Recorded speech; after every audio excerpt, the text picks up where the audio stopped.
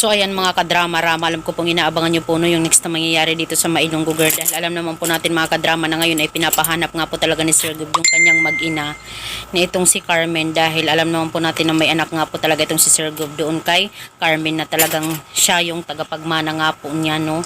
At alam naman po natin mga kadrama na pinapahanap nga po talaga ni Sir Gob doon sa investigador na talagang patay na daw itong si Carmen. Tsaka pinampun nga daw po niya yung batang yun. So ngayon pinapahanap po ni Sir Gob kung sino po yung nagampon sa kanya.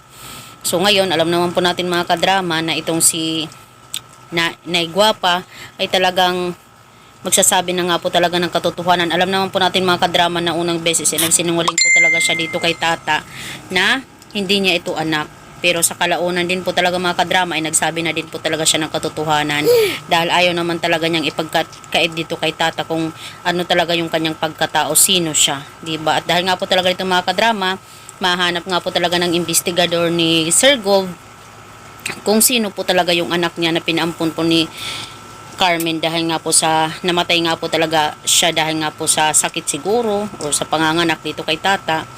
At dahil nga po dito ay malalaman po ni Sir Gob na ito palang si tata yung tunay na anak niya at saka nag-iisang tagapagmana niya, diba? Kasi wala naman po talaga siyang anak doon kay Margaret eh.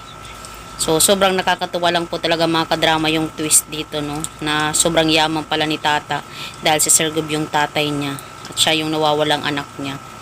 Hoping nga po talaga ng mga kadrama ay si Nay Guapa hindi na po talaga dalawang isip pa para sabihin na po yung katotohanan dito kay tata.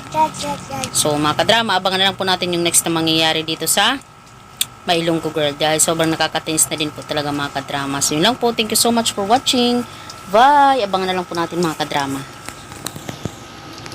Bye!